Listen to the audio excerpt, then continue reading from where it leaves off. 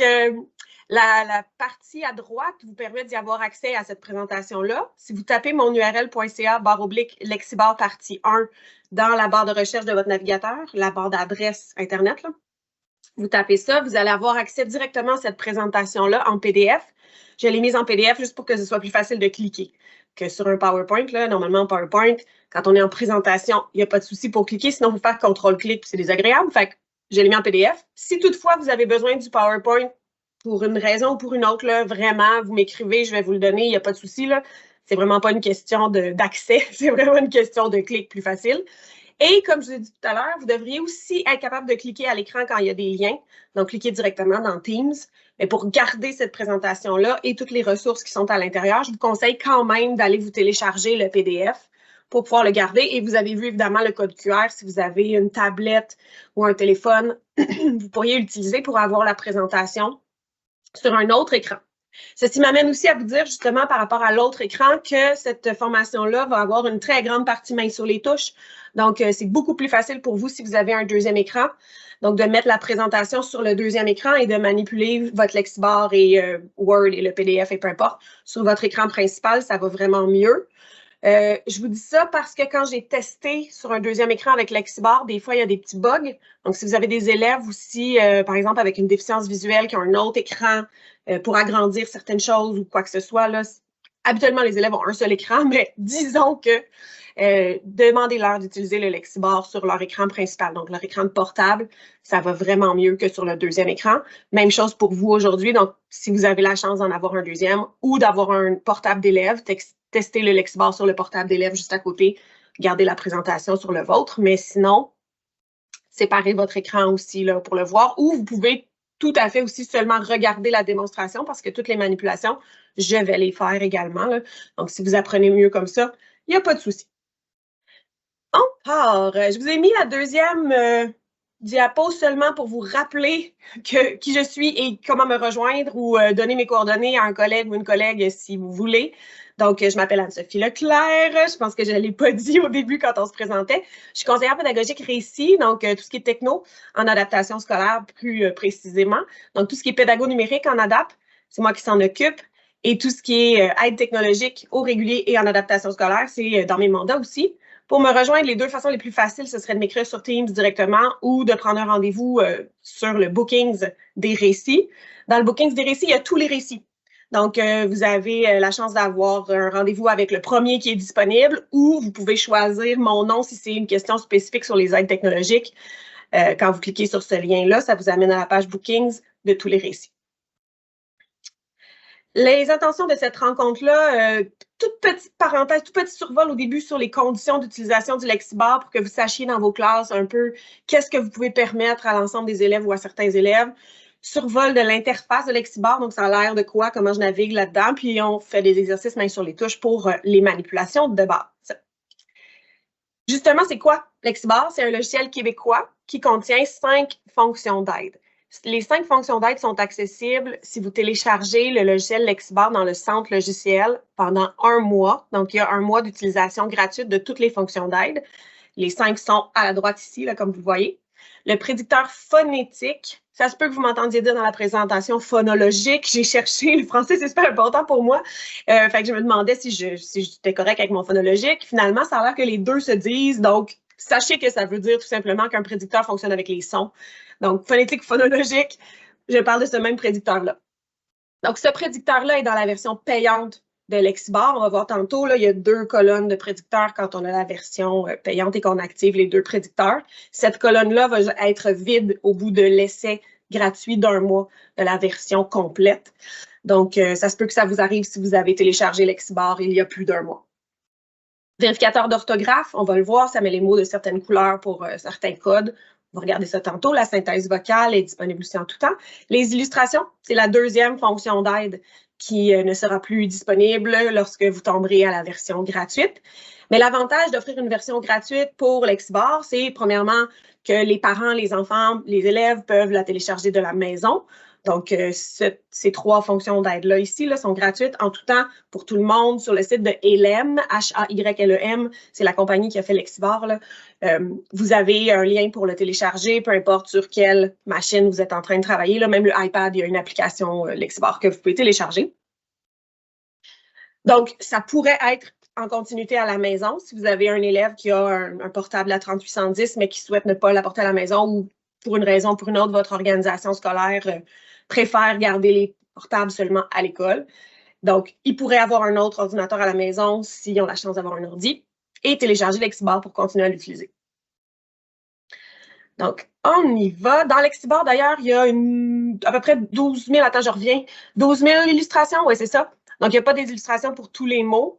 Il y a 1 million de mots. Mon Dieu, c'est énorme. Je dirais que je viens de le redécouvrir. Je l'avais déjà lu, mais 1 million de mots dans leur dictionnaire et 12 000 illustrations, donc quand même beaucoup d'offres. Pour ceux qui étaient habitués avec WordQ, c'est très similaire dans le sens où les fonctions d'aide de WordQ sont incluses dans Lexibar. Les deux principales différences sont, comme je vous ai dit, là, dans la version payante, le prédicteur phonétique ou phonologique et les illustrations. Selon moi, la plus grande différence pour les élèves, c'est surtout la fenêtre pop-up de WordQ. Quand on ouvrait WordQ, c'était très facile de voir qu'il était démarré parce qu'il y avait une fenêtre pop-up qui s'ouvrait avec les boutons pour les différentes fonctions. Lexibar, c'est pas la même chose. Lexibar fonctionne en arrière-plan. Donc, quand on va l'ouvrir, il va y avoir le logo de Lexibar qui va s'afficher à l'écran. Puis ensuite, il va y avoir une flèche qui va nous amener dans notre barre de tâches en bas, où là, le logo de Lexibar va apparaître, mais il n'y aura pas de pop-up avec des boutons. C'est des manipulations qu'il faut faire, des surlignements, des clics, des sélections de mots avec le clavier, les flèches, Enter, des choses comme ça qui vont activer les fonctions d'aide de Lexibar. Ce n'est pas des boutons. Donc, ça, c'est une des grosses différences.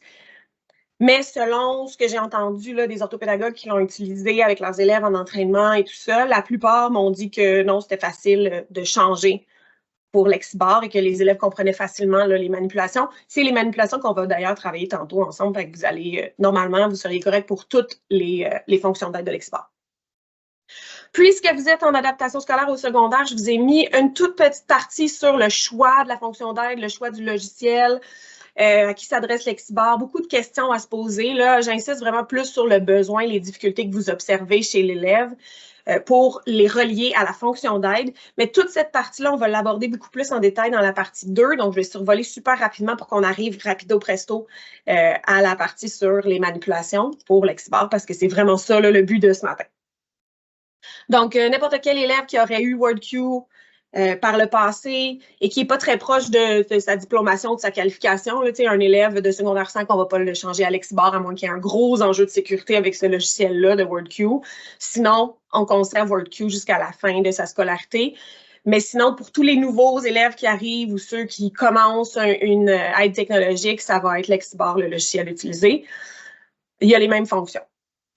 Encore une fois, puisque vous êtes des profs d'adap, des fois, les orthopédagogues ne s'occupent pas de vos élèves. Vous devez prendre vos propres décisions. Donc, la démarche d'analyse réflexive pour les élèves qui ont des besoins particuliers, je vous l'ai mise là parce que c'est un document, en plus de ces pages-là, avec les 3 paliers RAI, là, palier 1, palier 2, palier 3. Donc, en plus de cette page-là, vous avez le lien cliquable ici pour accéder au document. Vous pourriez cliquer à l'écran en ce moment si vous le souhaitez. Donc, ce document-là contient aussi des pages de questions pour vous positionner, mettons, pour faire le portrait des besoins de l'élève et de la situation de l'élève et pour diriger l'élève vers les meilleurs services ou pour lui donner vous-même les meilleurs services possibles. Donc, juste parce que c'est important dans la démarche d'attribution, même si ce n'est pas le but de ce matin, je voulais vous donner accès à ce document-là. Et j'en profite également pour vous dire que même au palier 1, donc le premier palier, on peut se permettre d'utiliser les aides technologiques. Là, ce n'est pas seulement une adaptation. On peut très bien l'utiliser en flexibilité, sans problème avec nos élèves. On pourrait l'utiliser pour tous en apprentissage et ça peut aussi être une manière de valider si l'élève en a besoin. Donc, si l'élève, par la suite, va le rechercher tout le temps, par exemple, sa synthèse vocale, va toujours aller l'utiliser, peut-être que ça nous donne un indice de la nécessité et de la pertinence de cette fonction d'aide-là. Si jamais vous allez sur Internet voir les tutoriels de Lexibar, parce qu'il y en a beaucoup et ils sont très bien faits, il y a il y a comme une petite vision qui accroche par rapport à celle du CSDHR. C'est la vision très diagnostique. Donc, vous allez entendre beaucoup les troubles 10, là, dyslexie, dysorthographie, dysphasie, dyspraxie, machin, là, toutes les 10 qui ont rapport avec le français, puisque Lexibar est un logiciel pour les langues, et l'anglais d'ailleurs. Mais nous, au CSDHR, on n'a pas besoin d'avoir le diagnostic. Là, on recherche vraiment une approche qui est plus centrée sur le besoin de l'élève. Donc, vous observez un besoin, une difficulté persistante, vous mettez des choses en place, ça ne fonctionne pas. L'aide technologique peut arriver même sans diagnostic. Donc, je veux quand même le souligner parce que les tutoriels Lexibar sont accessibles à tout le monde sur YouTube. Ça se peut que vous puissiez vous en servir, mais faites juste attention à ça. Là. Ne pensez pas que parce que votre élève n'a pas de diagnostic, il ne pourra pas utiliser Lexibar. C'est complètement faux, du moins chez nous.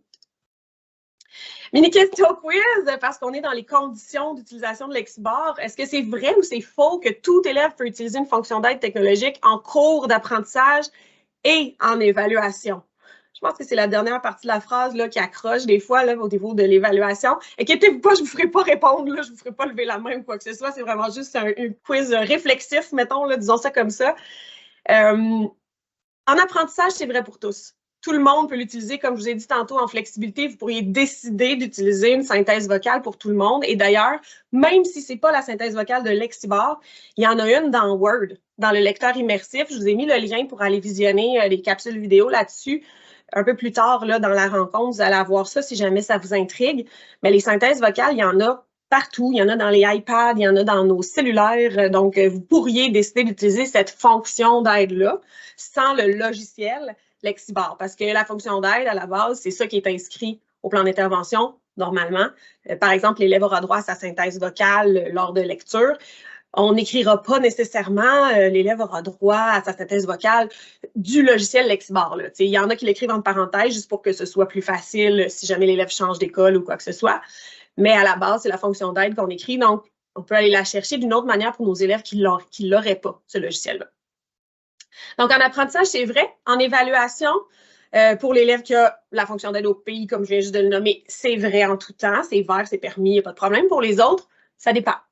Ça dépend de l'intention de l'évaluation. Donc, si c'est une évaluation qui est formative, c'est permis pour tout le monde, pas de problème. Si c'est sommatif, donc si ça va compter dans votre jugement professionnel, là, il faut juste voir si vos critères peuvent être vérifiés, si la compétence de l'élève peut être vérifiée. Un exemple de maths, mettons, là, si la calculatrice est utilisée et permise dans une évaluation où c'est la géométrie qui va aller être vérifiée, et que ça ne nous empêche absolument pas d'aller valider les compétences du jeune en géométrie, ben pourquoi pas? C'est pas une adaptation dans ce cas-là, on peut se permettre de l'utiliser pour tout le monde.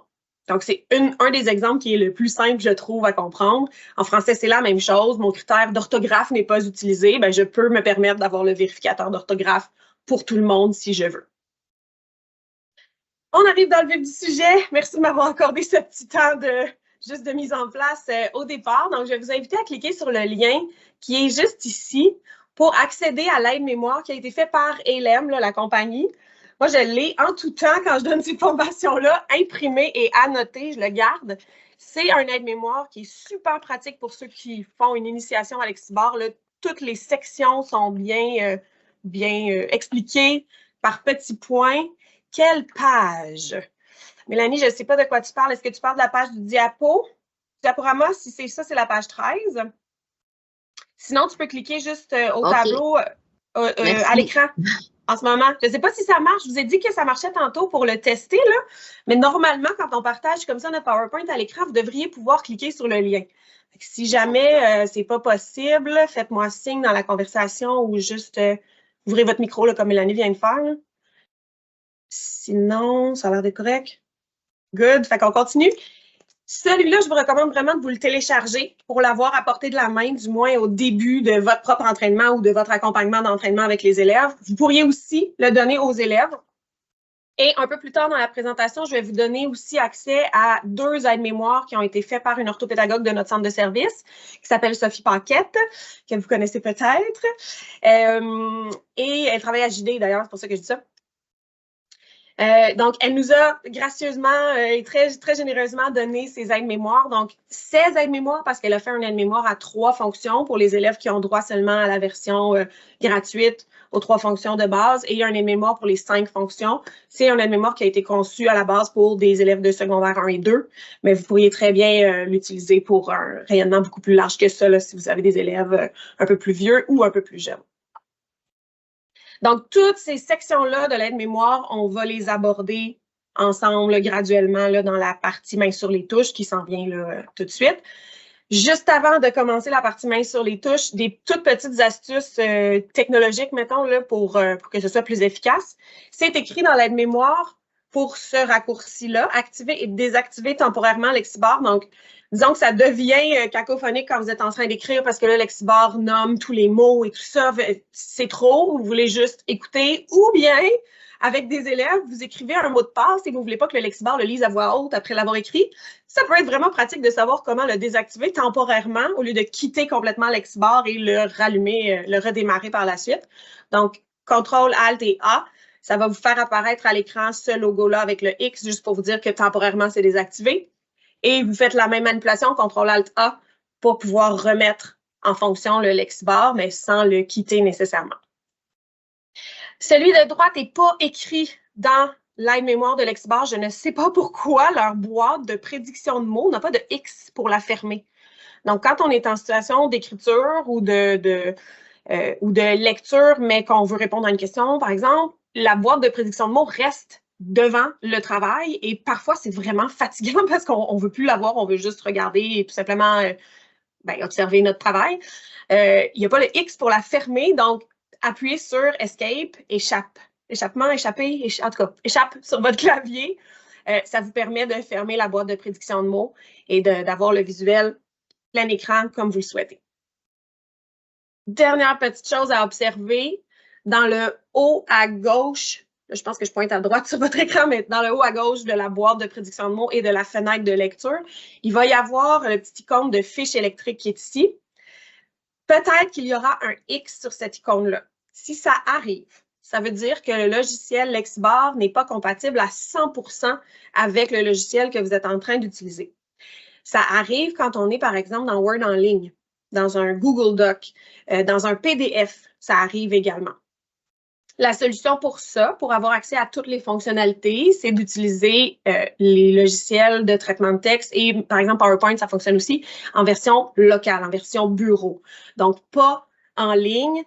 Ça ne nous empêche pas d'enregistrer notre travail dans le nuage, là, pas du tout là, dans notre OneDrive ou d'envoyer des devoirs dans Teams, par exemple. Il faut juste que l'élève travaille en version locale et ensuite l'enregistre à l'endroit de votre choix là, pour le repartager avec vous. Donc, ça aussi, on va le regarder tantôt. Je vais vous faire la démonstration de la différence entre les deux. Il y a un très gros irritant, je trouve, quand il y a un X. Je vais vous le montrer tout à l'heure, c'est qu'on ne peut pas ajouter des lettres à un mot ou aller modifier un mot qu'on a déjà écrit et avoir la bonne prédiction de mots. Là, je sais que ce n'est pas hyper clair ce que je viens de dire là, mais comme on va le voir vraiment concrètement là, dans quelques minutes, je me permets de juste vous le dire, puis je vais vous faire le rappel de c'est ça que je voulais dire tantôt. Là. Et il n'y a pas le suivi du curseur non plus qui est possible quand il y a le X qui est là, mais ça, je trouve que c'est moins un irritant que la deuxième chose, là, juste d'aller remanipuler un mot qu'on a déjà commencé à écrire. Donc, c'est le temps d'ouvrir Lexibar. Je vais vous laisser faire ça. Donc, baissez votre fenêtre, allez sur votre bureau. Il devrait avoir l'icône de Lexibar quelque part sur le bureau si vous l'avez déjà téléchargé. J'espère que c'est le cas parce que sinon, j'ai vu qu'il y en avait qui étaient à la maison. Il faut être sur le réseau de l'école pour pouvoir le télécharger dans le centre logiciel. Donc, si jamais vous ne l'avez pas fait pour une raison quelconque, faites juste suivre à l'écran. Je vais faire toutes les manipulations. Sinon, vous pourriez toujours, si vous êtes déjà à l'école, aller le télécharger si ce n'est pas le cas. Ça prend quelques minutes, donc vous manqueriez les premières manipulations, mais vous pourriez quand même continuer à suivre après. Donc, ceci étant dit, je vais aller le faire moi aussi. Je vais aller ouvrir mon Lexibar. Voilà. Ça prend quelques petites minutes. C'est pour ça que, quelques petites secondes, en fait, là, c'est pour ça que je recommande le CTRL-ALT-A, juste pour le mettre en pause, mettons le logiciel, au lieu de carrément le quitter et de le réouvrir. C'est juste un tout petit peu plus long de faire ça que CTRL-ALT-A. Donc, quand c'est fait, comme je vous ai dit, le logiciel est en arrière-plan. Tout ce qu'on voit, c'est le logo de Lexibor, le A blanc sur fond bleu qui s'est mis quelque part dans votre barre de tâches ici, là, dans la partie à droite. Là. Le mien était ici quand j'ai pris ma capture d'écran, mais ça va aller selon l'ordre de vos logiciels qui sont ouverts. Et là, on va s'en aller dans les paramètres. Donc, cette partie-là des paramètres, je vais arrêter mon partage de PowerPoint, de présentation, pour aller vous partager mon écran carrément pour qu'on puisse le faire tout le monde en même temps. Donc, je vous partage mon écran principal. C'est mon écran de portable. Comme je vous ai dit tantôt, là, ça va mieux travailler sur l'écran de portable. Par contre, là, vous êtes rendu sur mon deuxième écran. Fait que si je vous parle et je vous regarde par là, c'est pour ça. Je suis en train de vous parler en vous regardant. Maintenant, le logiciel, quand il est démarré, il est en bas. C'est un clic droit qu'il faut faire sur le petit logo. Je ne sais pas pourquoi. Clic droit, ça nous amène à ce menu-là contextuel. Menu contextuel, c'est ça qu'il faut dire? En tout cas, ce menu, ce petit pop-up-là en bon français, où tout en haut, vous allez voir les paramètres. Le centre d'apprentissage vous amène au tutoriel de Lexibor si jamais ça vous tente. Mais moi, je vais vous proposer encore mieux. Tout à l'heure, je pense, je me fais de l'autopub, mais sur notre chaîne YouTube de différenciation pédagogique, c'est vraiment mes collègues et moi là, qui l'alimentons. On a répertorié plusieurs tutoriels de plusieurs personnes différentes. On en a fait, nous aussi. Donc, on trouve que c'est plus complet encore que les centres d'apprentissage. Et les tutoriels de ELEM sont dans notre chaîne YouTube. Donc, vous ne manquez rien si vous allez à la chaîne YouTube. C'est pour ça que je pense que c'est un petit peu mieux de passer par l'autre chemin. Mais c'est là quand même au cas où vous voudriez y aller rapidement. Mais là, pour aujourd'hui, c'est les paramètres qui nous intéressent. Donc, je vous demande d'ouvrir les paramètres. Ça va vous amener sur la page générale. Et là, je pense que j'ai les paramètres par défaut en ce moment, mais ça se peut que ce ne soit pas exactement comme moi ce que vous voyez. D'une manière ou d'une autre, là, on va activer presque toutes les fonctions pour les tests de ce matin. La gestion de la langue automatique, c'est pour le français et l'anglais seulement. Pour l'instant, Lexibor prend seulement en compte ces voix-là. Quand j'ai parlé à la compagnie, ils m'ont dit qu'il allait non seulement ajouter plus de voix françaises canadiennes, parce qu'en ce moment, il y a juste Pamela, qui est une voix canadienne. Étrange pour un logiciel fait au Québec, mais il y a beaucoup plus de voix belges et françaises. On va regarder ça tout à l'heure. Mais ils voulaient aussi peut-être ajouter les voix en espagnol. Donc, si vous avez des collègues qui enseignent cette langue-là, ça pourrait être utilisé dans leur cours éventuellement, mais pour l'instant, ce n'est pas possible. Donc, au niveau de la langue préférée, c'est tout simplement pour la gestion de la langue automatique, si jamais il n'y a rien qui est détecté, c'est français ou c'est anglais. Donc, vous pourriez choisir selon le cours que vous êtes en train d'enseigner. Au niveau des voix, là, je n'ai pas partagé mon son d'écran, donc pour l'instant, vous n'entendrez rien. Je vais le mettre tout à l'heure pour les tests. Mais si vous ouvrez vos voix et que vous glissez votre souris sur un de ces noms-là, vous allez entendre un petit extrait genre « Je suis José, je suis une voix de synthèse du logiciel Lexibor ». Selon la vitesse de la voix que vous avez choisie un peu plus bas.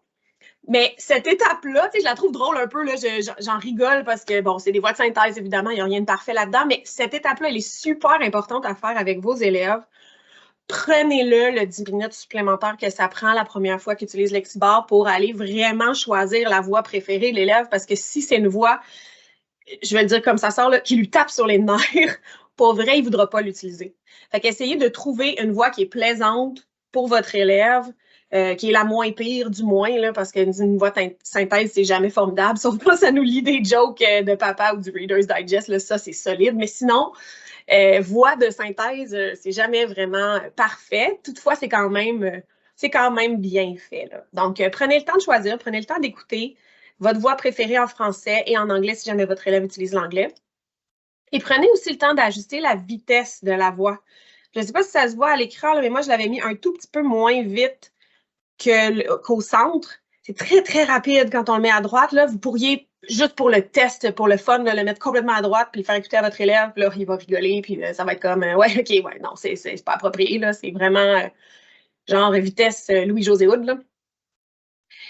Donc, un petit peu moins rapide que le centre. Je pense que c'est le plus universellement approprié, mais vous pourriez vous permettre de le mettre encore plus lentement, surtout si votre élève a de la difficulté à suivre ce qui est lu en même temps, parce que le suivi dynamique du mot, ça c'est l'espèce de karaoké, là, les mots qui s'allument d'une autre couleur différente quand la lecture se fait, elle n'est pas disponible dans le texte même. Elle est disponible seulement dans la fenêtre de lecture.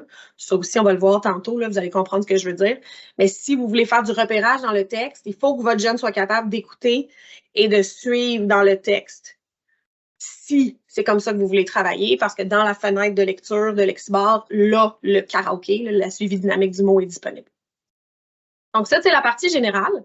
La partie sur les fonctions d'aide, c'est les 5 fonctions dont on a parlé tout à l'heure. Si vous avez la version gratuite, actuellement, les illustrations et le prédicteur phonétique sont peut-être encore dans la version d'essai, mais ils vont être désactivés au bout d'un mois. Donc, ça se peut que vous n'y ayez pas accès. Si jamais c'est le cas, vous regarderez là, dans votre fenêtre de Teams pour ces petits moments-là, parce que je vais vous le montrer de quoi ça a l'air. Moi, j'ai la version complète. Ça m'amène aussi à vous dire que dans la version complète, la version payante, on a je pense, ça c'est mon hypothèse parce que j'ai pas vérifié cette information-là. En fait, j'ai essayé de la vérifier, mais j'ai pas trouvé, là. Je pense que c'est parce que j'ai la version payante, mais je suis pas certaine. J'ai accès à verrouiller les paramètres ici. Ça peut être pratique dans le cas d'une évaluation. Donc, si votre élève a le Lexibar complet, mais que dans une évaluation, par exemple, vous ne voulez pas lui permettre les illustrations, bien, vous pourriez venir verrouiller ces paramètres de Lexibar à son ordinateur comme tel. Fait que vous ouvrez les paramètres, vous appuyez sur verrouiller les paramètres, vous entrez votre courriel avec un mot de passe. Ne le perdez pas, s'il vous plaît. Vous pourriez prendre votre mot de passe de CSDHR, là, pas de problème, parce que tout de suite après l'évaluation, vous revenez cliquer sur déverrouiller les paramètres, vous rentrez le même courriel, le même mot de passe, puis vous le déverrouillez tout de suite. C'est surtout pratique pour vos petits vites là, qui vont aller jouer dans les fonctions d'aide, mais la plupart des élèves ne vont pas rejouer dans les fonctions d'aide une fois qu'elles sont placées. Fait que, est-ce que c'est si utile que ça? C'est à vous de voir. Là. Même lors d'une évaluation, vous n'êtes pas obligé de verrouiller les fonctions d'aide si vous êtes en mesure juste d'assurer une espèce de suivi ou une sorte de surveillance à votre élève. Dans la partie synthèse vocale, souvent on associe la synthèse vocale à la lecture, mais c'est aussi vraiment utilisé en écriture. Là, cette section-là, particulièrement vraiment très pratique en écriture. Vous remarquez que mes choix à moi sont pas mal tous décochés parce que je trouve que c'est fatigant. Mais pour un élève qui, par exemple, écrirait très, très lentement, prononcer les mots lors de l'écriture, ça s'active après un espace. Donc, j'écris mon mot, je fais mon espace tout de suite après, et là, le logiciel détecte que j'ai fini le mot, il le lit automatiquement tel qu'il est écrit, donc avec les erreurs d'écriture que l'élève aurait pu faire. Ça permet à l'élève de tout de suite se réajuster. Pour un élève qui perdrait ses idées rapidement, ce serait extrêmement désagréable. Pour un élève qui écrit très rapidement, ça prononce les mots, c'est trop, c'est fatigant. Donc, à vous de voir, selon les besoins et les difficultés de vos élèves, si vous l'activez ou vous le désactivez. Pour le test, ce n'est pas nécessaire de l'activer. Donc, pour vous qui écrivez vite, probablement au clavier, là, je vous conseille de le désactiver pour aujourd'hui. Même chose pour prononcer les phrases lors de l'écriture. Un signe de ponctuation, un espace, et là, le Lexibar va lire la phrase au complet telle qu'elle est écrite. Si on veut prononcer le signe de ponctuation à la fin, on peut aussi activer cette fonction-là. La fonction que j'aime garder activée, c'est prononcer les mots lors d'un clic. Ça, il faut que ce soit en compatibilité complète, donc avec le crochet. Donc, dans Word Bureau, si vous êtes en train d'écrire quelque chose, vous êtes en train de lire quelque chose, puis il y a juste un mot, vous n'êtes pas sûr, vous pourrez cliquer sur un mot et entendre ce mot-là tout simplement, même pas besoin de le surligner, de cliquer sur le haut-parleur. Donc, c'est comme un petit raccourci pour aller lire un seul mot à la fois. Ça, je trouve ça pratique, puis ça demande un geste, ce n'est pas quelque chose qui est automatique. Donc, pour moi, ça, c'est pratique et ce n'est pas fatigant, mais à vous de voir encore une fois si vous l'activez pour vos élèves et même pour vous aujourd'hui. Raccourci clavier, c'est juste un aide-mémoire du CTRL-ALT-A. Il n'y a pas le Escape non plus, là, comme on disait tout à l'heure. Ceci étant dit, je vais revenir à ma présentation. Je vais vous le présenter dans Teams. D'ailleurs, si jamais vous n'avez pas fait ça, le présenter dans Teams, c'est ce que j'ai fait, c'est le chemin que j'ai fait pour vous le partager à l'écran et faire en sorte que vous soyez capable de cliquer là, à l'écran, si jamais c'est pratique. Là, je veux pas porter malheur à personne, mais mettons qu'on retourne en enseignement en ligne à cause d'une pandémie, là, sachez que ça existe. Ça peut être le fun, c'est comme un petit bonus, c'est gratuit à matin. Alors, on y va pour le test dans Word. Donc, à l'écran, je vais vous demander de cliquer sur le lien qui est ici, puis d'aller vraiment télécharger votre copie du Word, s'il vous plaît. N'écrivez pas en ligne. Téléchargez-le, ouvrez-le, bureau. Et ça va être votre propre copie là, que vous allez pouvoir modifier parce que je ne veux pas que tout le monde modifie la même copie, évidemment. De toute façon, je pense que je ne l'ai pas partagé en modification pour tous, mais dans une autre formation, ça m'est arrivé. Fait que ça se peut, ça se peut. Donc, si vous téléchargez votre propre copie, il n'y aura pas ce souci-là de tout le monde travailler dans le même puis d'être en train d'écrire puis de se trouver un petit espace pour aller faire nos tests. Donc, faites ça pendant que je parle et le lecteur immersif dont je parlais tantôt, c'est la synthèse vocale dans Word directement. Donc, ça existe. On ne s'y attend pas aujourd'hui, mais je voulais juste vous mettre le lien pour plus tard, si jamais ça vous amène ce lien-là de lecteur immersif. Et là, je ne sais pas si vous voyez ma souris au tableau, mais je vais reprendre le pointeur laser juste au cas. Je dis tout le temps au tableau, mon Dieu, je suis une prof dans l'ombre. À l'écran. Donc, ce lien-là vous amène à la liste de lecture sur les lecteurs immersifs. Puis là, je dis les lecteurs immersifs parce qu'il n'y en a pas juste dans Word, donc vous pourriez l'utiliser de plusieurs autres façons. Le lecteur immersif remanie le visuel aussi des choses. Donc, un élève pour qui l'écran serait trop blanc, aurait besoin d'enlever les illustrations ou par exemple, sur le iPad, ça enlève les publicités dans Wikipédia, des choses comme ça. Là, le lecteur immersif peut faire ça, peut grossir les lettres, changer les couleurs et même mettre en évidence certaines classes de mots, les noms, les pronoms, les verbes, les adjectifs. Je me souviens plus de la 5e classe qui est disponible. Je pense que c'est les adverbes, mais je ne suis pas certaine. Donc, ça peut être très, très le fun de travailler là-dedans, même si vous êtes juste en train de faire votre grammaire avec tout le monde, là, vous pourriez. C'est pas parfait, là, les classes de mots, mais ça vous amène à questionner les élèves et à travailler ça avec eux. Donc, ça peut être vraiment très, très le fun d'aller explorer ça, même si c'est pas le but de ce matin. J'ai pensé que c'était pertinent quand même pour vous. Donc là, vous devriez déjà être dans votre propre copie du document Word qui s'appelle « Exemple de phrases à écrire et à lire ». Ça m'amène à vous dire qu'on va le tester en contexte d'écriture en premier et ensuite en contexte de lecture. Les recommandations qu'on fait aux élèves qui ont des difficultés, c'est d'écrire les 3 premières lettres d'un mot minimalement pour avoir des prédictions de mots qui sont le plus juste possible, le plus proche de la réalité possible, ou les 3 premiers sons, qui parfois sont un peu plus longs là, que les 3 premières lettres si ce sont des sons composés. Donc, allez-y comme ça avec vos recommandations. Commencez par dire les 3 premières lettres. C'est peut-être plus facile de compter des lettres que de compter des sons, là. Donc, on va aller comme ça pour l'écriture en premier dans Word. Donc, encore une fois, je vais quitter ce partage de présentation-là, puis je vais vous partager mon écran. Ce serait le moment aussi où vous pourriez tout simplement juste regarder si jamais vous n'avez pas le Lexivore, mais si jamais vous l'avez, là, mettez la présentation sur votre deuxième écran pour pouvoir le voir en même temps et le faire en même temps sur votre portable. Donc, voici le document. J'ai mis des phrases hyper simples là, juste pour vous montrer certaines fonctionnalités. Évidemment, c'est peut-être pas les phrases que vos élèves vont écrire. Là. Je sais que vous êtes au secondaire et il y en a parmi vous qui enseignez également au régulier. Donc, bon, c'est pas du niveau secondaire, mais pour les besoins de la cause, ce matin, je vais vous demander de recopier les phrases telles quelles. Oui, telles quelles. Donc, j'aime les abeilles comme ça. OK, j'aime les abeilles, mais allez-y vraiment. Oh, pardon. Ah, là, j'ai pas partagé mon son. Je vais le partager. Je m'en excuse si vous faites des tests en même temps que moi. Ça se peut que ce soit un tout petit brin cacophonique. Je vais aller faire ça, partager mon audio. Voilà. Donc, j'aime les abeilles. Essayez de l'écrire le plus lentement possible. Tu sais, je disais les 3 premières lettres, mais pour un tout petit mot comme j'aime ou comme les, vous pourriez commencer à écrire vraiment plus lentement puis regarder tout de suite les prédictions de mots, de quoi ça a l'air. J'aime la balle. Là, vous entendez que j'ai activé la fonction prononcer le mot au clic. C'est ça que ça donne. Quand tu cliques sur un mot ou à côté, là, à la fin d'un mot ou au début d'un mot, ça le prononce. Donc, moi, je vais juste changer de ligne tout simplement. Là. J'aime. Déjà, avec le E, je commence à avoir des prédictions. Ah! Vous voyez peut-être, j'ai oublié de le remettre par défaut, là. Vous voyez peut-être mon affichage qui n'est pas le même. Vous, c'est peut-être bleu et vert. Je vous montre comment le changer dans un petit instant. Là, je veux juste qu'on se concentre sur l'écriture, mais tout de suite après, c'est le visuel. OK? Fait que si vous remarquez ça puis vous faites « Ah, comment ça, c'est pas pareil? » Il n'y a pas de problème, on y arrive. Donc, le j'aime, j'ai. Avec j'ai, je ne vois pas grand-chose. Ça se peut aussi que vous voyez plus de mots que moi. Ça aussi, on va le regarder dans 2 secondes dans le visuel. Donc, je ne le vois pas pour l'instant. J'aime. Je l'ai ici avec l'illustration parce que j'ai activé les illustrations. Ça aide aussi là, avec le petit bonhomme avec le cœur, évidemment. Sinon, je peux descendre aussi. avec, là, je suis en train juste d'utiliser ma roulette de souris. Vous pourriez aussi choisir de vous promener avec les flèches de clavier. J'aimerais.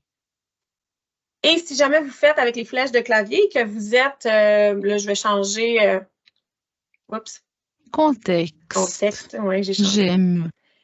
Puis, je me déplace avec les flèches et J'aimerais. que vous décidez d'utiliser ce mot-là. Le mot « j'aimerais », par exemple, vous pourriez appuyer sur « Entrée » sur votre clavier et ça va le changer directement dans votre texte. Donc, je viens de le faire maintenant. Vous remarquez peut-être aussi qu'il y a des mots qui apparaissent, même sans rien avoir commencé à écrire, là, comme je viens de faire, dans le prédicteur orthographique. Celui qui est à droite, c'est le prédicteur orthographique, donc celui qui analyse les lettres, les premières lettres d'un mot pour vous proposer des choses. Mais là, il n'y a aucune lettre, il n'y a rien qui est analysé. Donc, c'est une certaine co-occurrence qui est analysée. Donc, j'aimerais bien, j'aimerais pas. C'est bizarre parce qu'il n'y a pas de je n'aimerais, là, il n'y a pas l'autre marque de la négation. J'aimerais que, j'aimerais tant. Ce sont des co-occurrences. Souvent, avec le j'aimerais, on retrouve ces mots-là. Donc, c'est ce qui est proposé. Un peu comme la prédiction sur votre cellulaire quand vous êtes en train de texter quelqu'un. Il y a des mots qui apparaissent. Si vous avez cette fonction-là qui est activée sur votre cellulaire, c'est la même chose. Donc, c'est ce que vous écrivez le plus souvent comme mots ensemble. C'est ça, la co-occurrence. Le les, je l'écris comme ça. Vous voyez que dans la prédiction orthographique, ce sont des mots qui commencent par les, le accent aigu, les vraies lettres que je viens d'écrire. Donc, pour un élève qui ne trouverait pas ces mots parce qu'il n'y a pas droit au prédicteur phonétique qui est là, le lait, là, on le voit tout de suite qui est là. Moi, je dis lait au lieu de lait. Là, je me suis fait reprendre par une orthophoniste, mais bon, je sais pas. Je viens de Candiac à la base. Peut-être que c'est ça. Le monde de Candiac, ils disent lait. Mais bref, un élève qui ne trouverait pas son mot, il faut vraiment que vous, là, comme accompagnateur, vous travaillez ces stratégies-là de dire regarde dans tes mots. Si c'est pas là, ça veut dire qu'il y a une ou plusieurs lettres qui ne sont pas les bonnes. Donc, il faut que tu ailles changer ton mot parce que ce n'est pas tous les élèves qui vont avoir le prédicteur phonétique, étant donné que c'est la version gratuite. Avec seulement le prédicteur orthographique. Là.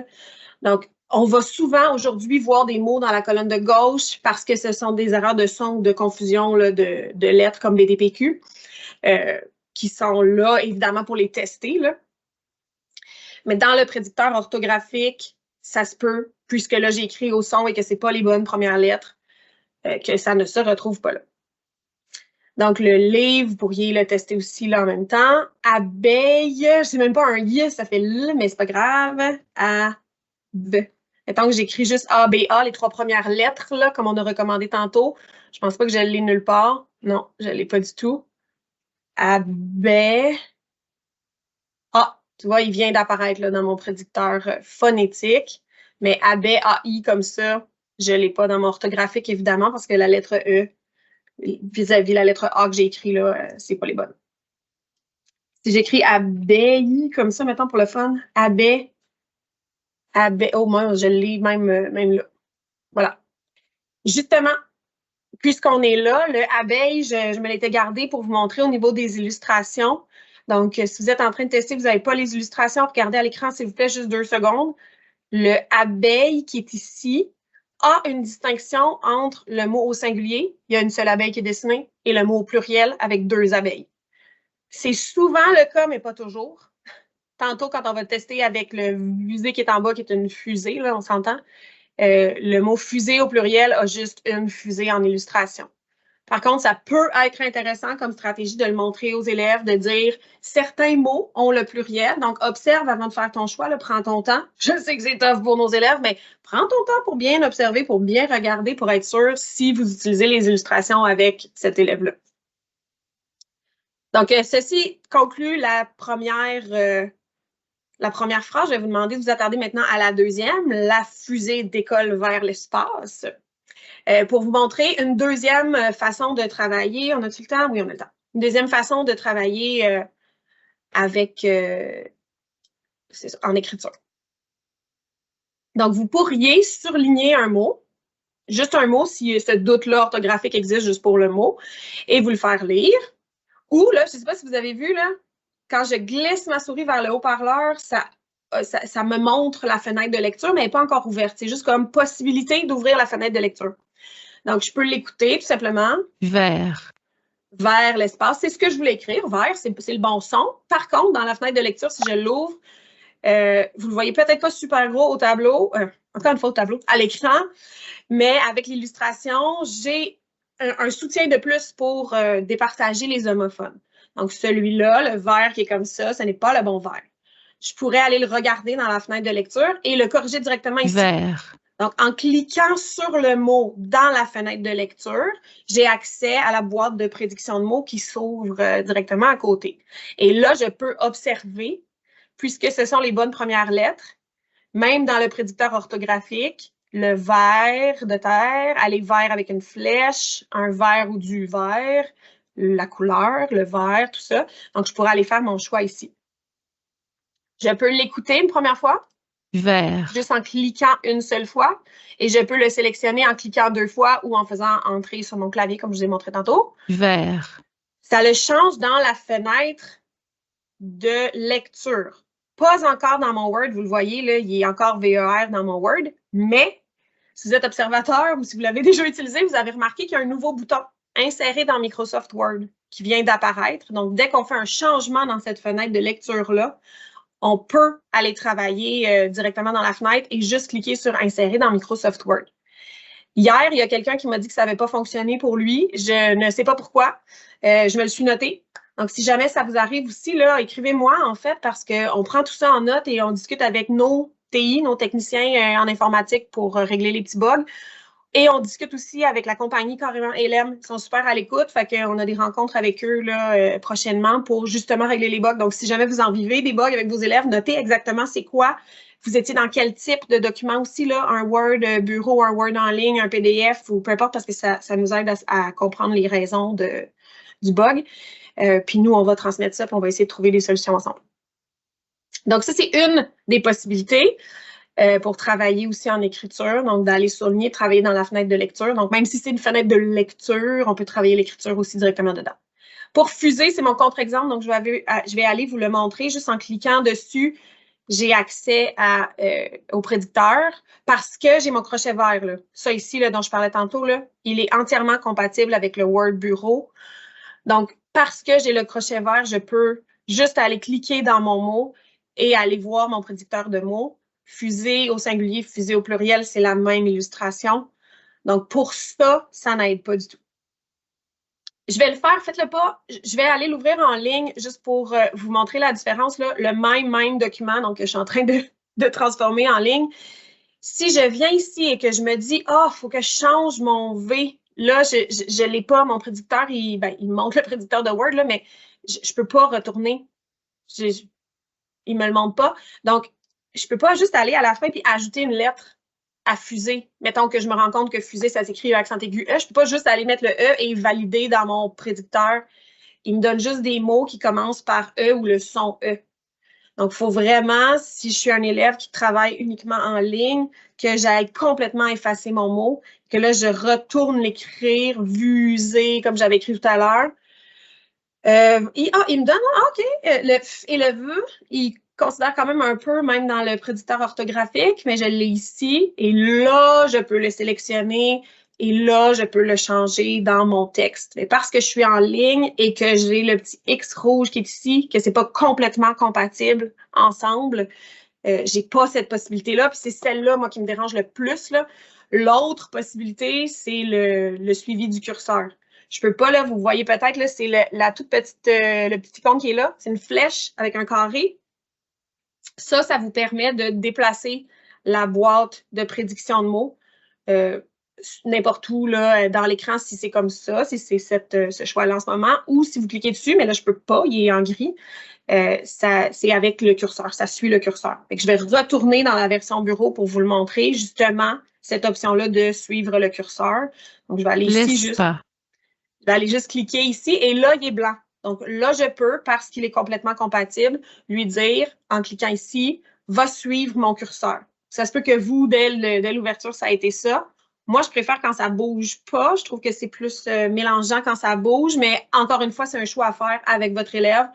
Si ce qu'il préfère, c'est le laisser dans un petit coin comme moi, tant mieux. Si ce qu'il préfère, c'est que ça suive le curseur, tant mieux aussi. L'important, c'est qu'il soit à l'aise.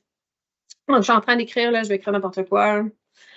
Donc, vous voyez que la boîte se déplace quand je suis en train de taper. Et une autre petite chose que vous remarquez peut-être aussi ou pas, c'est que la boîte, quand juste en la déplaçant d'ailleurs, ça enlève cette option-là, là, vous venez de le voir. La boîte, quand elle est décollée du texte, affiche le mot que je suis en train d'écrire en couleur avec le code du vérificateur orthographique, c'est la prochaine chose qu'on explore, je vais vous montrer tantôt, dans le haut de la boîte. Si je suis en suivi du curseur, il ne le montre pas. Donc, je vais écrire autre chose, là. Je ne sais pas, moi, bleu, jeans bleu. J'ai écouté de la musique un matin, là. Donc, voilà. Donc, il ne le montre pas. Évidemment, c'est normal, là, le curseur est juste à côté du mot. On n'a pas besoin de chercher le mot qu'on est en train d'écrire sur la page. C'est voulu, c'est pensé comme ça. Dernière petite chose, si vous voulez non, pas dernière petite chose pendant tout. Pour le visuel, c'est vrai, je vous avais dit que je vous le montrerais. On peut l'afficher en plein écran si on veut, avec le bouton qui est complètement à droite. Ça peut être super pratique pour des élèves qui ont une déficience visuelle, par exemple, qui ont besoin de voir en plus gros, parce qu'une fois que c'est plein écran, vous pourriez leur dire d'aller, avec la roue dentelée ici des paramètres, augmenter le zoom. Là, moi, il était au plus petit, parce que je trouve que ça va mieux. C'est à peu près la même écriture que ce que j'avais choisi sur mon Word. Mais on peut vraiment le mettre beaucoup plus gros. Donc, mettons que vous travaillez à l'écran aussi, avec le TNI, vous pourriez faire une activité comme ça en français, là, puis l'analyser tout le monde ensemble, puis regarder. Là, donc, le zoom peut être pratique. C'est également à cet endroit-là que vous pourriez désactiver ou activer les illustrations, les images, si vous avez cette option-là. Donc, c'est là qu'on le désactive. J'en profite aussi pour vous dire qu'il y a exactement les mêmes boutons de zoom et d'image dans la fenêtre de lecture. Donc, vous pourriez choisir une écriture plus grosse ou plus petite, avec illustration ou pas. Et c'est indépendant. Donc, si vous changez les paramètres de la fenêtre de prédiction, de la boîte de prédiction comme maintenant, ça ne va pas affecter vos paramètres de fenêtre de lecture. Donc, vous pourriez dire, dans la boîte de prédiction, je ne veux pas d'illustration, mais en lecture, j'en veux. Donc, je veux les illustrations à cet endroit-là. C'est vraiment à paramétrer, donc c'est à choisir. Je vais remettre tout ça comme je l'avais avant. Donc, on arrive justement dans le visuel. Le visuel de la boîte de prédiction de mots et celle de la fenêtre de lecture, c'est exactement le même principe. Vous pouvez agrandir la fenêtre de la même manière. Donc, je déplace ma souris sur un des côtés et je peux l'agrandir. Vous voyez que ma souris devient 2 petites flèches. Donc, je peux juste étirer. Et ça vous permet aussi de juger avec votre élève ou vos élèves combien de mots sont pertinents à voir. Parce qu'au maximum, on peut en avoir 8.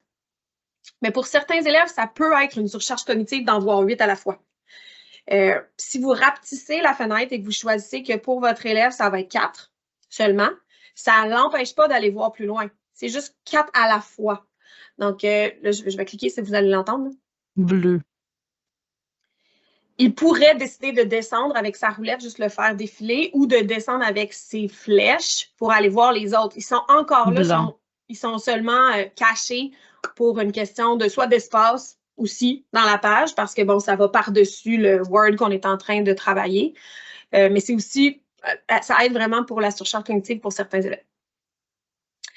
Maintenant, pour les couleurs, je vous avais dit que je vous montrerais là, la flèche, mon curseur, si vous le déplacez dans la barre qui est grise dans le bas, vous pouvez voir, ça se transforme en main. Puis quand on clique, la main attrape le visuel et on peut le diriger vers le haut ou vers le bas, peu importe, ça fait la même chose. Là. On le tourne et vous avez 3 visuels possibles.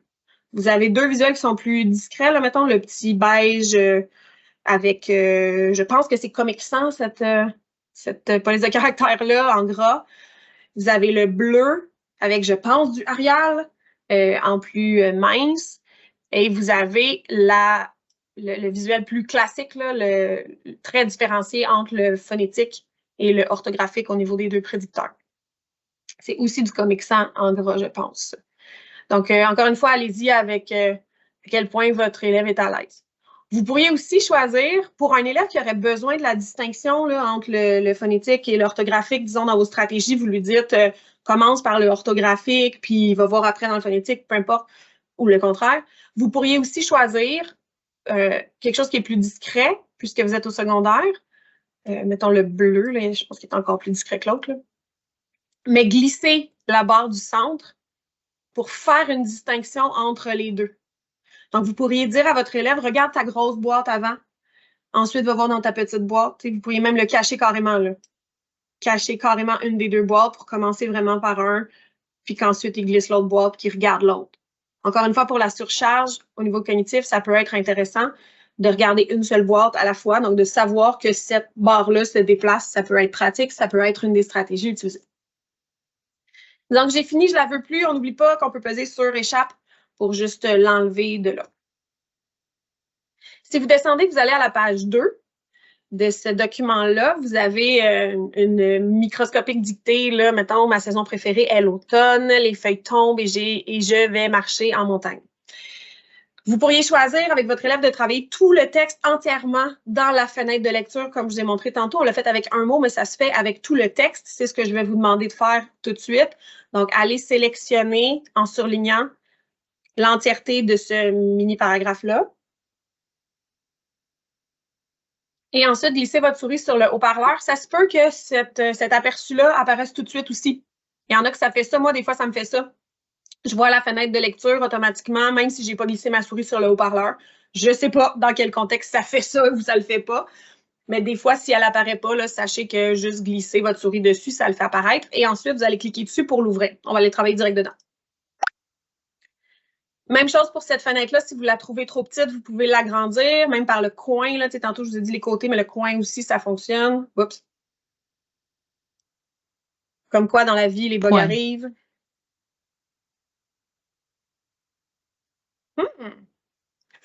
C'est le fun dans les formations quand ça arrive. Je vais le refaire. Si jamais ça me le fait encore et que je n'ai pas accès. Ouais, le Lexibar, il a l'air de rusher un peu. Si jamais ça vous arrive, vous venez ici, vous faites un clic droit sur le Lexibar, vous quittez carrément. Je vais retourner le faire. Mais vous, pendant ce temps-là, vous pourriez ouvrir votre fenêtre de lecture et observer qu'il y a 3 couleurs. Pendant que je fais ça, là, faites juste observer. Si vous voyez des mots qui sont en vert, ça veut dire que selon le dictionnaire Lexibar, ils existent, ils sont bien écrits. Est-ce que ça veut dire qu'ils sont parfaitement bien écrits? Pas nécessairement, parce que c'est vraiment juste un vérificateur orthographique, pas grammatical. D'accord? Point. Donc, vraiment juste orthographique. Bon, j'y retourne. Voilà. Donc, ceux qui sont en vert sont bien écrits et j'ai fait exprès là, ma saison préférée. Le préféré est bien écrit, c'est un mot qui existe, mais il n'est pas bien accordé avec le mot saison parce qu'il n'est pas au féminin. Et on y va simplement comme ça, là. Par contre, pour un élève qui a des très, très grandes difficultés, vous pourriez lui donner comme objectif que tous ces mots soient verts pour commencer. Ça peut être plus visuellement facile de savoir s'il a passé à travers la plupart des choses qui sont à corriger. Si le mot est en rouge, comme saison, comme feuille, comme mon tag, ça veut dire que le logiciel ne le reconnaît même pas. Il ne sait pas de quoi il parle. Il va quand même essayer, si je clique dedans, de me donner des prédictions. Là, j'ai dit dedans parce que quand on arrive, là, ça fait un petit rectangle puis on peut taper même si on veut nous-mêmes. C'est pour ça que j'ai dit dedans au lieu de cliquer dessus. Donc, si je clique dans le petit rectangle, la boîte de prédiction va s'ouvrir. Je vais le faire d'ailleurs pour saison. Saison. Il va essayer des choses, mais il n'est même pas sûr de c'est quoi le mot. Là, il l'a, là, saison, il est ici dans ma version du prédicteur phonétique. Mais orthographique, non. Sion, suçon, savon, klaxon, non. Non. Fait que ça veut dire qu'il n'est pas bien écrit, il n'est pas reconnu. En bleu, le mot existe phonétiquement. Il entend quelque chose, il pense qu'il a trouvé, mais c'est pas bien écrit. Il n'existe pas écrit comme ça, mais il existe phonétiquement. Ah oui, je reviens sur les rouges, là, pardon. Tous les noms propres vont automatiquement être en rouge. Donc, vous êtes en train de composer un texte sur Michelle Obama. Vous écrivez Michelle Obama et il ne le reconnaîtra pas, il va être en rouge. Donc, c'est important quand même de dire à vos élèves, si vous leur donnez l'objectif d'avoir tous leurs mots en bleu, en vert, pardon, de faire attention que les noms de personnes, les noms propres, les noms de villes, etc., là, tout ce que vous leur enseignez, ça reste en rouge et ça, c'est correct. Mais eux, il faut qu'il y ait une majuscule. Puis ça pourrait être ça, votre distinction. Donc, mettons que je me rends compte par moi-même parce que j'ai juste mon prédicteur orthographique que, bon, je ne le trouve pas. Je veux aller changer un son. Le saison, je ne suis pas certaine, donc je pourrais aller effacer la fin. Voilà, directement dedans. Et là, je commence à écrire le C, le S, E, accent grave. Mettons que j'enlève le son de la fin. Je vais avoir juste sèchement, sèche, sèche, sèche, sèche. Peut-être que je l'aurai dans mon prédicteur phonétique, même pas. Juste C, c'est pas beaucoup, là. C'est pas 3 lettres, c'est même pas 3 sons, c'est pas 3 lettres non plus. Donc, saison, mettons que je fais juste mon z. Est-ce que je l'ai? Non. Et là, je le fais comme un élève pourrait le faire. Là. Donc, directement dans la fenêtre de lecture, il y a moyen de le travailler. Évidemment, là, je 16. sais que saison, c'est SAI. Est-ce que je l'ai là? Pas encore, c'est pas suffisant. C'est juste 2 sons. Saison, est-ce que je vais l'avoir comme ça? J'ai le verbe savoir. J'ai saison ici. Donc, je ne l'ai pas dans le phonétique pour l'instant parce qu'il manque beaucoup de sons. Mais au niveau du prédicteur orthographique, saison, puisque j'ai écrit les 4 premières lettres, là, je l'ai tout à coup. Donc là, je pourrais aller le changer Saison. en double-cliquant. Vous remarquez aussi, là, en haut, je vous l'ai dit tantôt, mais ça change la couleur du mot. Donc, si je vais aller travailler l'automne, si je vais aller travailler l'automne ici, il va être écrit en bleu. Je l'ai ici, là, dans mon prédicteur phonétique, l'automne. Évidemment, l'orthographique, il ne le reconnaîtra pas parce que c'est 2 mots en réalité. Ce n'est pas un seul mot, donc là, il est tout mêlé. Puis ça, c'est quelque chose qu'il faut que l'élève change lui-même. S'il y a juste le prédicteur orthographique, il faut vraiment, vraiment utiliser nos stratégies pour aller le valider. Mais le prédicteur phonétique, l'automnal, vous le voyez, là, il va nous proposer même les mots qui ont des élisions, là, le L apostrophe, par exemple, ça. Je pense que ça complète ce que je voulais vous dire sur la fenêtre de lecture. Entre-temps, j'ai pas vu de questions, j'ai pas vu rien dans le clavardage non plus, mais je vous le rappelle, vous vous gênez pas, là, vous m'interrompez si jamais il y a quelque chose qui n'est pas clair. Je vais juste valider dans ce que j'avais prévu vous dire si je vous ai tout dit. Travailler directement dans la grande fenêtre. Ah oui, le bouton dans Word, je vous l'ai dit. C'est vrai, bon, je vous l'ai dit. Mon texte de lecture. OK. Maintenant, en contexte de lecture. Ah, c'est bon que j'ai fait ça. Je l'ai fermé, la fenêtre de lecture, sans insérer le texte modifié dans Word. Donc, deuxième chance pour les élèves aussi. Là, moi, je ne veux pas le modifier dans Word, fait que je pourrais cliquer sur non, mais un élève qui aurait fait ses modifications dans la fenêtre de lecture et qui, comme moi, l'aurait juste fermé parce qu'il veut aller trop vite, ça n'arrive pas à nos élèves, là, mais mettons. Il va avoir ce pop-up-là pour une deuxième chance de dire « Hey, t'es sûr? T'as modifié les affaires, là? Tu veux pas l'insérer dans Word? » Il va pouvoir dire « Oui, mettons que je le fais, là. Ma saison préférée, c'est modifié, donc ce serait parfait, ce serait pas perdu, mon travail. » Voilà.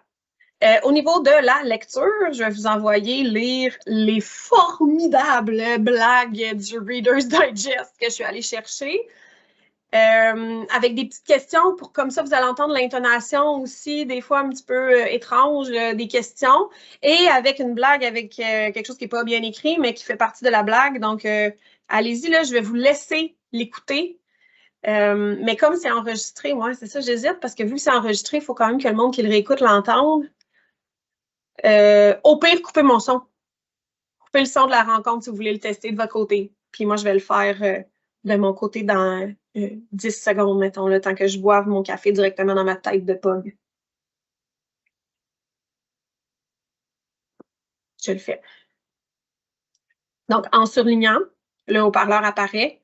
On peut seulement cliquer sur le haut-parleur. Pourquoi le policier a-t-il enfermé sa petite amie? Parce qu'elle a volé son cœur. Petite amie. C'est ça l'intonation de la question que je voulais que vous entendiez, là. Très, très prononcée, cette intonation-là. On l'entend bien. Pour le mouton, même chose. Que dit un mouton à son amoureuse? Je t'aime. Je t'aime. On s'entend que c'est pas un mouton qui baille, là. C'est pas je t'aime. Peut-être que j'ai l'air d'une chèvre, mais bref, c'est pas exactement ça, mais ça vous montre quand même qu'un élève qui aurait écrit quelque chose comme ça va être prononcé tel que c'est écrit, là, je t'aime.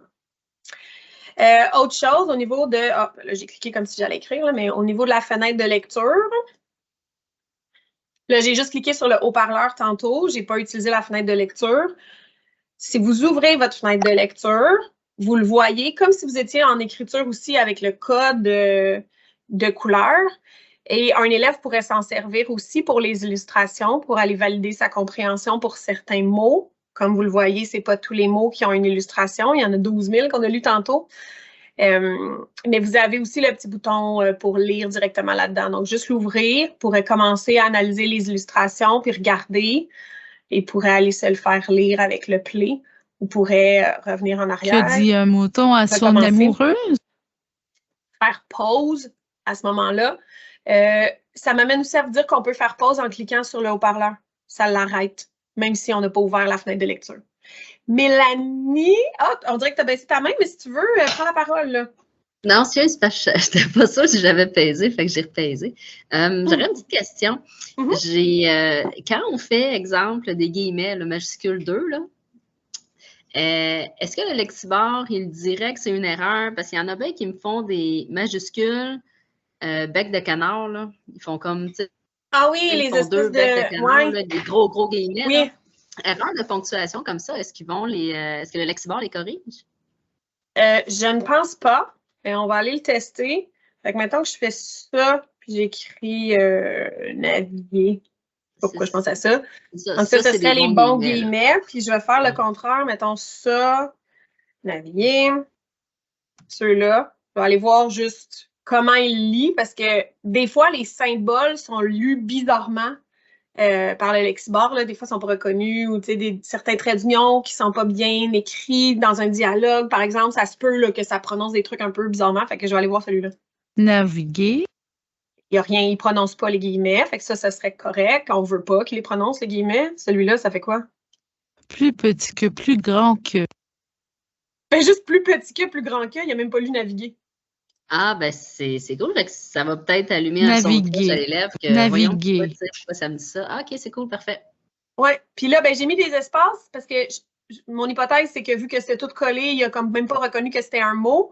Fait que là, s'il fait son plus petit que puis son plus grand que, mais avec des espaces, je vais l'essayer, là, tant qu'à être là. Plus petit que naviguer, plus grand que. Ouais, c'est ça. Il lit comme ça. Fait que pour un élève qui ferait cette erreur-là, ça serait lu plus petit que, plus grand que. Bonne question, Mélanie. Merci. Je ne savais même pas. Fait que tant mieux. On en apprend tous les jours, n'est-ce pas? Ben, je l'ai vu hier, puis là, il m'avait mis ça plein de fois dans son texte. J'étais comme arc. Oui, ben justement, c'est parfait. Même affaire pour. C'est quoi que j'ai vu dans l'autre jour? Un accent grave au lieu d'un apostrophe. Ça arrive souvent, ça aussi. Qui utilise l'accent, il pèse sur l'accent 2 fois à la place de faire un apostrophe comme il faut. J'en ai vu beaucoup dans des textes d'élèves. Là, je vais aller vraiment plus vite parce que je vois le temps qui file, puis peut-être que vous avez des élèves bientôt. Donc, je sors de Word, je m'en vais dans un site Internet. Je suis allée sur Wikipédia, sur la page des cornichons, parce que j'intègre des cornichons dans tout ce que je fais. Là. Mais si votre Lexibar est activé et que vous demandez à un élève d'aller lire une page Internet, généralement, pas toute la page Internet, parce qu'il y a plein d'illustrations, demandez de choisir certaines sections seulement. Là, pour les besoins de la course, je vais prendre juste une phrase. Quand vous le lâchez, ça active la fenêtre de lecture, tout comme dans le Word. Et vous pouvez seulement aussi appuyer sur le haut-parleur pour vous le faire lire. Ça fonctionne sur la plupart des sites Internet. Étant donné que ça, c'est exactement la même manipulation, là, vous pouvez le faire à côté, mais moi, je ne vais pas passer plein de temps là-dessus, justement, parce que je vois que le temps file, mais vous n'allez pas, comme Mélanie, là, maintenant, je viens de voir ta question, vas-y. Oui, excusez. Ça veut dire qu'on est... non, excuse-toi pas, c'est parfait. Est-ce que ça veut dire qu'on n'est plus obligé de faire le texte OCR à la photocopie, de le mettre sur une clé USB, puis de le mettre sur l'ordinateur de l'élève pour qu'il soit vraiment lu comme il faut en PDF par WordQ? On peut juste y envoyer par Teams PDF, puis tiens, mon grand, ouvre-le dans Teams, puis mets ton Lexibar? Ça dépend du PDF. Le OCR, là, pour ceux qui le sauraient pas, là, parce que moi, les acronymes, ben la misère, là, mais en français, c'est ROC, ROC, reconnaissance optique des caractères. OCR, c'est en anglais. Je me risquerai pas à le prononcer parce que je sais pas c'est quoi. Mais ça veut juste dire, dans le fond, que le texte est accessible, qu'on peut le surligner, qu'on pourrait le copier, qu'on pourrait le coller. Donc, si votre PDF a un texte accessible comme ça, ou si quand vous faites votre photocopie, vous activez cette fonction-là, ça devrait fonctionner, à moins que ce soit une vieille patente de photocopie, puis là, le photocopieur qui est au CERA n'est pas capable de le reconnaître. Ça se peut que ça ne fonctionne pas. Mais non, vous ne seriez pas obligé. Là. Vous pourriez télécharger un PDF genre mieux enseigné, il y en a d'autres, le Jardin de Vicky, autres machins. Là, si vous téléchargez un PDF là-dessus puis que vous le testez, je vous recommande de le tester par contre, là, vous sélectionnez quelque chose dans le PDF, l'élève devrait pouvoir se le faire lire sans problème. Par contre, il y a certains PDF qui sont en images, qui sont protégés et même certains sites Internet. Je ne sais pas si c'est ça ta question, Mélanie, mais je me permets de continuer puis je te prends tout de suite après, c'est promis. Là. Exemple, les cahiers d'élèves sur Internet. Les maisons d'édition font en sorte que le texte n'est pas accessible. C'est voulu, malheureusement, parce qu'ils veulent protéger leurs droits d'auteur. Ils ne veulent pas qu'on puisse aller copier-coller le texte. Donc, à ce moment-là, il faut vraiment faire une demande pour avoir le cahier de l'élève version numérique, version accessible. Donc, l'élève pourrait avoir son PDF de cahier au lieu de travailler en ligne puis juste faire les exercices interactifs, mettons, en ligne quand il y en a sur certaines plateformes, je sais qu'il y en a, là. Donc, c'est ça la condition. Il faut que le texte soit accessible, donc il faut que les caractères soient reconnus. Mélanie, vas-y. Ah non, c'est correct, tu as répondu à ma question. OK, ça donne bien, c'est parfait. Donc, la plupart des sites Internet, le texte est accessible comme ça, vous allez pouvoir vous le faire lire. Si jamais ce n'est pas le cas, donc les cahiers, malheureusement, il faut faire une demande. Pour faire une demande, si jamais vous n'avez aucune idée comment faire, là, on peut se réécrire par la suite. Je ne le ferai pas là parce que c'est enregistré et tout ça, mais voilà, on peut se réécrire. Je vois encore dans mes levées, Mélanie, je ne sais pas si c'est la même ou... Je la baisse. OK! C'est parfait. Donc, je retourne vous partager la présentation tout simplement parce que je veux que vous puissiez cliquer sur les liens que je vous ai mis. Voilà. Là, on est dans le Word, là. Cliquez pas là-dessus, vous avez déjà fait. Je vous ai mis un aide-mémoire pour le visuel, même si on l'a testé dans le Word. Donc, je ne m'attarde pas là-dessus, là. C'est juste pour, si jamais vous en avez besoin, vous l'avez dans votre PDF. Pour le PDF, justement. Je vous ai mis un texte sur la Veuve Noire. C'est ça, je suis une fan de Marvel, fait que je vous ai mis ça. Et 2 versions de PDF, justement, à cliquer ici. Voilà. Version image, là, c'est la version la plus frustrante de l'univers. Vous êtes capable de le lire à l'écran, mais il n'y a rien qui est accessible. Vous ne pouvez rien faire là-dessus. C'est vraiment frustrant. Et malheureusement, il y a certains PDF qui sont partagés comme ça. Si c'est des vieilles photocopies, ça se peut que ce soit ça aussi. Ou si c'est des gens qui veulent, comme les maisons d'édition, par exemple, protéger leurs droits d'auteur, ils vont vous le mettre en version image. Il n'y a rien à faire avec ça. Je l'ai mis là juste parce que je me suis dit, si on a le temps, je vais vous montrer ce que ça donne sur un PDF qui n'est pas accessible. Mais là, pour les besoins de la cause, s'il vous plaît, allez télécharger la version ROC, non pas ROC voisine, là, mais reconnaissance optique de caractère. Hey, je m'excuse, j'ai pas pris assez de café, je fais des jokes poches, ça n'a aucun sens. Mais bref, cliquez sur cette version-là, s'il vous plaît, pour aller vous télécharger le PDF ou utiliser n'importe quel PDF que vous avez déjà, là, c'est vraiment pas un problème. Je vous l'ai juste mis pour que ce soit plus simple pour tout le monde. Donc, quand vous ouvrez ce PDF-là, vous allez pouvoir vous le télécharger, vous faire votre propre copie. Et on va aller utiliser la synthèse vocale dedans. Puis là, je vois qu'il reste 3 grosses minutes, fait que je suis même pas sûre qu'on va avoir le temps, mais bref, vous devriez déjà l'avoir ouvert. Allez-y comme ça, si jamais c'est pas déjà fait. Je parle un petit peu pendant que je suis en train de l'ouvrir moi-même de mon côté, là.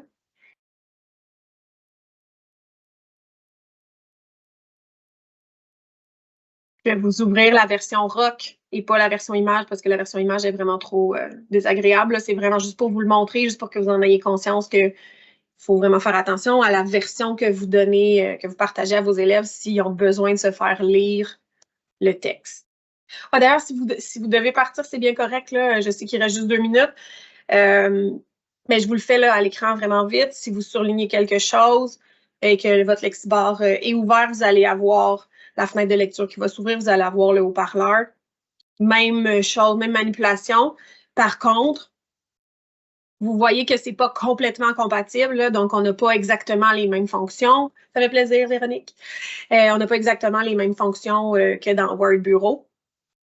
Fait que vous pouvez quand même travailler dans un PDF, mais le Word est quand même beaucoup plus facile puisqu'il est complètement compatible. C'est surtout pratique pour répondre aux questions. Donc, si l'élève est en train de répondre ici, mettons que je fais remplir et signer, je vais aller écrire quelque chose. Ça va fonctionner de la même manière. J'écris, je sais pas moi, j'écris jus. Il y a les boîtes de prédiction qui vont s'afficher. Sélectionnable aussi, là, mettons que je veux écrire jusqu'à. Sauf que si je veux revenir dedans et continuer à écrire, mettons que, ah non, je me suis trompée, ce serait jusqu'au, ben là, j'ai juste ce que je viens de taper, le AU. Donc, j'ai pas, comme dans Word, la possibilité de revenir et d'avoir, et que le prédicteur prenne en considération tout le mot. Pour le PDF, je m'excuse, ça va bien trop vite, mais j'arrête là. Juste pour vous dire, je vais repartager mon PowerPoint juste pour être sûre. Voilà, je le reprends où est-ce que j'étais. Juste pour vous dire que dans le PDF que vous avez téléchargé, il y a l'aide-mémoire téléchargeable, le lien vers l'aide-mémoire de Sophie Paquette que je disais tantôt, là, qui est une orthopédagogue chez nous. Lexibar pour 3 fonctions, Lexibar 5 fonctions, et je vous ai remis celui de Hélène de tantôt, là, juste pour que ce soit tout à la même page. Si jamais vous donnez les liens à quelqu'un, vous pouvez juste copier-coller ça, puis vous soulignez ça à votre collègue. Je vous ai aussi parlé de la chaîne DP, la chaîne YouTube. Si vous écrivez ça, monurl.ca/chaîne DP, ça vous amène à la chaîne au complet. Vous avez toutes les informations. Et si vous allez cliquer sur les liens qui sont ici, vous avez directement les listes de lecture Lexibar pour faire l'entraînement avec vos élèves. Donc voilà, ça complète. Si jamais vous avez des questions, écrivez-moi. Il est 9h pile, donc allez en paix. Bonne journée. Si jamais vous voulez rester pour des questions. Ah ben ça fait plaisir, Nicolas Veil. Si jamais vous avez des questions, vous pouvez rester aussi.